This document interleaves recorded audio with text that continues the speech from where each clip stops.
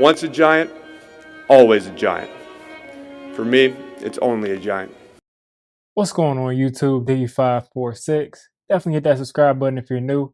Like the video if you like the video. And I won't tell if you click that bell. But let's go ahead and get into this. So this week we got the Buccaneers coming up. We're coming off of the bye week. It seems like every year, or maybe I'm just over exaggerating, but it seems like this has happened a couple of times in the past couple of years where the Giants are coming off of the bye week with an extra day. And they're in a situation where we're waiting a long time to see the next game, which I guess is the con. But the pro is that the coaching staff has forever and a day, literally forever, which is the bye week, and a day to prepare. So they've got 2 weeks and a day to prepare. Joe Judge is a guy that we hyped up all off season. We hyped up Patrick Graham all off season. Not so much Jason Garrett, but these guys have had forever to plan for this roster. And the Buccaneers are banged up. The Buccaneers are definitely banged up. To go down their injury list, now I can't confirm or deny who's going to actually play in this game, but I'll just read the injury report right here. So today, Richard Sherman got placed on IR. Vita Vea is going to miss this game. Carlton Davis is banged up. I think Gio Bernard was banged up. Gronkowski is banged up. Pretty sure Antonio Brown isn't going to play. They're going to be missing some guys. They're not going to be at 100%. I think JPP is going to also be in this game, but maybe he might not play. He was also on the injury report a little bit earlier, but they're going to be missing some guys. I think Scotty Miller is also dealing with some injuries. Same thing with Chris Godwin. We'll see if they play, if they play or not. We'll find that out on Monday. But we know for a fact that Richard Sherman, Antonio Brown, and Vita Vea are not playing. Now, Vita Vea is probably, if you take out Aaron Donald, might be the best defensive tackle in the league. He actually gets a decent amount of push in the pass game, and he is immovable, unstoppable, all powerful in the run game. I mean, he's like a revised version of Snacks Harrison, a lot more athletic than him. The dude is an athletic freak. He's just unstoppable. He's unstoppable. So him not being there is definitely something huge. He's not going to be out for the season, which is good for him, but he is going to miss this game. So that's going to affect things a little bit. But just to give my overview of this game, Tom Brady, the last time Tom Brady lost 3 games in a row was 2002. He's lost 2 games in a row. He came off of the bye week 2 weeks ago, and he lost this past game. So he's gone 3 weeks now without a win. This will be his 3rd game that he's going to play within these 4 weeks. So can I see Tom Brady going a full calendar month without winning a game? That's very hard for me to believe. The Giants are going to have to bring their A-plus game. They cannot have the dumb penalties. They cannot turn the ball over. They have got to play very stout defense. They have got to catch the ball. If, Tom puts the ball in danger, they got to pick up the ball if it's a fumble. They have got to capitalize on everything. They're favored, the Bucs are, by over 10 points, 10.5 points. People are saying they think that line will shrink. It may, but I don't think that's that out of the realm of possibility for the Bucs to win by more than 10 points. This is not a good matchup for the Giants. Now, Vita Vea is out, which makes it a little bit easier, but the Giants all season long until this past game against a really bad Raiders run defense has not been able to run the ball. So even missing Vita Vea, the Giants aren't able to run the ball. They haven't been able to throw the ball all year. I mean, being honest with you, they haven't been able to effectively throw the ball. They've got to involve Kadarius Toney. They've got to involve Kenny Golladay. They've got to get Sterling Shepard involved if he plays. They got to get Saquon involved in the passing game. They have got to get their weapons involved. They got to take advantage of the fact that we have these talented players on the field. If they can't, this offense is not going to be able to score with Tom Brady. Just that simple. Now, yes, they've been sloppy the past couple of weeks, but you cannot expect that to happen over and over and over and over again. Brady, he had a little bit of a bad game last week, but they had that pass rush coming after him, and we have not been able to get a consistent pass rush. Quincy Roche had a decent game last week, but he didn't get a consistent rush. Azeez Ojulari, he didn't really flash much. We're kind of depending on Leonard Williams to carry the entire load, and Leo cannot do it all by himself. So we have got to somehow get a pass rush, because if we don't do that against Tom Brady, it doesn't matter how Patrick Graham lines things up. what happens. It doesn't matter about any of these things. It just won't work.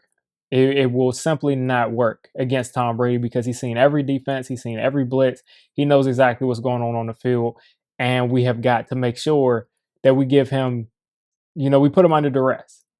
So that's how you beat Tom Brady. That's step one. Any team that has ever beat him in a single game has been because they've gotten pressure. This offense, could we possibly get into a shootout? Do we have the weapons to do it? Sure. Do I see this offense doing it? I don't. I don't think that this offense is going to do it because they haven't scored 30 points since 2019. 2019 literally is the last time this offense has scored 30 points, and the Buccaneers could literally do it in their sleep. Tom Brady is the GOAT. He's the guy that does this, and again, it's just hard for me to believe that he would win. I mean, he would lose 3 games back to back to back. He hasn't done it literally in 19 years. So those are my thoughts on that initially. How do I think we could win this game? I think it's really through trying to run the ball. Vita Vea is out. Saquon is there. Devontae Booker is there. Use them interchangeably. Get Saquon involved in the slot. Get him involved in passes out of the backfield. Throw him some screens. We've got to make big plays. We have got to make big plays because if we can run the ball just a little bit, it's going to set up things for their secondary. Their secondary is horrible. Richard Sherman, they brought in to save it. Carlton Davis has been dealing with some injuries. They have not been a good secondary at all. Antoine Winfield Jr. is pretty much their saving grace in that secondary. But other than that, they really don't have much weapons in that secondary. So we've got to attack that. We've got to attack that. And I think that comes off of the play action because if we can get any kind of a run game going, it just makes things that much harder for the secondary. Now, they do have Shaq Barrett and they do have JPP if he's going to be healthy, which is going to put some pressure, especially if Nate Solder's out there. Hopefully, they put Matt Parrott at right tackle. They put Andrew Thomas at left tackle. I've never been a fan of Matt Parrott when he was playing left tackle. I didn't think he was all that good. He was serviceable with the help that we gave him, but he's got to do better. I think he can be a starting right tackle. Can is the key word. I'm still looking to replace him, but I think Matt Parrott is best suited right now at right tackle, and I think that's the best position for this entire offensive line. So he's going to be going against Shaq Barrett or Nate Solder, whichever one is going to be going against a premier pass rusher. JPP isn't the same guy he was 10 years ago. We all know that, but he's still an effective pass rusher. So we got to hold up. We got to pass protect. But if we can get any kind of pass protection, this secondary is going to leave holes open. Look for John Ross to make a couple of big plays if we win this game. Look for Kadarius Toney to catch the ball and not be tackled in the open field. And please, could we just maybe, please, just get Kenny Galladay the ball, give him a one-on-one shot down the field. Can we just get this guy to 100 yards? We brought this guy in. People are mad at him. People are mad at the offensive coordinator. People are mad at everybody. But at the end of the day, he has to be utilized. People are mad at Jason Garrett about it. But Daniel Jones has to pull the trigger. And there have been way too many times where I think he could have given guys 50-50 shots, like the two guys we brought in to give 50-50 shots to, Kenny Galladay and Kyle Rudolph. Daniel Jones does not throw them those 50-50 balls. He does not know how to throw a floater. What I guess that's what you would call it. He cannot throw those floaters in the red zone. He just kind of beams the ball out of bounds. We have got to start giving Kenny Galladay chances to do what he does literally at a higher level than anybody else in the entire NFL. Please give him opportunities. Please get the ball down the field to him. Do whatever you have to do. But Galladay needs to start making his impact felt. It's getting out of hand because he doesn't get any targets. So get him involved. If he gets involved, that opens up things for Sterling Shepard underneath.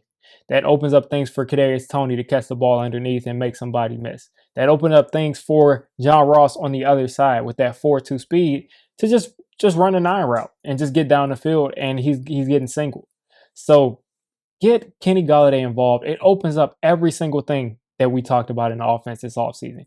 It opens up the run game. It opens up things for the other receivers. It opens up the ability for DJ to run the ball.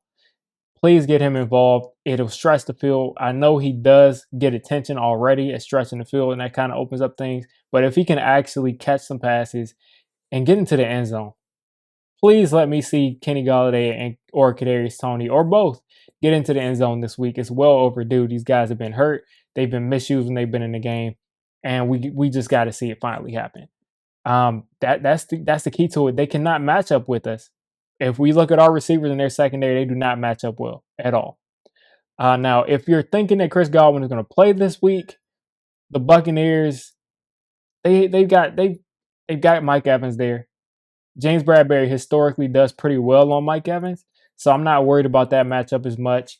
And I think pretty much everybody else is hurt. We match up way better, much better in the secondary than they match up against our receivers. So we got to attack that. On defense, what can you do? I mean, do you send the blitz? Do you just sit back in coverage? I'm not going to sit back in coverage. I'm not going to do it. I'm going to send blitzes at Tom Brady. I'm going to make him have to beat this. I'm going to play press coverage. I'm going to be very aggressive because Tom Brady's specialty, what did people say his whole career? Dink and dunk. All he does is dink and dunk up and down the field. Let Tom Brady, if you let him just throw those 5, 6, 7, 8, 12, 14, 5, 6, if you let him go down the field like that, he's going to score every time. He's going to score every single time. He's just that good. So we have got to start sending some blitzes. We've got to send some press coverage. We got to do some things to force them to get behind the chains. We got to sack Tom Brady. We got to hit him, because if he's in a clean pocket and you're letting him just drop back and just dart people up down the field and just throw these quick passes, we are going to have a very long day on defense, because there is no answer. There has been no answer for Tom Brady for the past 20-something years. So please, let's get out of this prevent defense just for this week. Now, it sort of worked last year. It sort of worked the year before. Or it sort of worked last year because we had Pat Graham. The year before we had Betcher, I think. But last year it sort of worked for Tom Brady. But we also had his running backs fumble twice. If his running backs don't turn the ball over, Tom Brady is not the kind of guy that you want to just let dink and duck down the field and wait for him to make a mistake, because he won't make a mistake more often than not. So those are my thoughts on what we should do on defense. Offense, just get the ball in the hands of your playmakers. Get the ball in the hands of your playmakers. Don't try to run those outside zones with Saquon Barkley. If you run the ball, run it right up the gut, because you already know their two linebackers are going to be stretching the field. They're going to be all over the place. You try to run the outside zone there, it's going to get blown up. It's just not a good idea. So don't run those. Run it right up the gut. Turn that into some play action. Take some shots off of that play action with Kenny Golladay and John Ross. Get the ball to Kadarius Toney in the open field. Get the ball to Shep on crossers. We have way too many weapons not to be scoring more points than we are. Let's go out there and score some points. Now, all that being said, do I think they will win this game? Absolutely not. Tom Brady's not losing 3 games in a row. But depending on how we play in this game is going to determine, in my head, how we'll play the rest of this season. Our schedule after this gets a lot easier.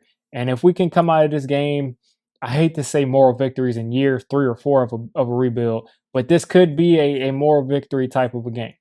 So come out, compete, show that you're in that same kind of league, show that you can at least play with this team and get within, 6 points, 5 points of them, and make this look like a game this entire time. And if you're going into that next week, you should be able to win some games. You should be able to string some wins together. We're looking for this team to be respectable. Just get to 8 or 9 wins, 7, 8, 9 wins. That's a little bit of improvement, but we just got to compete here. So you guys let me know what you're thinking of this week. Do you think we're going to go in there and win? I have no faith in any team in the NFL beating Tom Brady in his 3rd consecutive game that he could possibly take a loss. But you guys let me know what you're thinking. If you made it this deep into the video, come on, just hit the subscribe button. I make Giants content primarily, draft content secondarily, and during the season, I'm going to be doing a lot of reacting to pretty much most of the NFL games and everything NFL. So if you made it this deep, go ahead and join the D6 squad.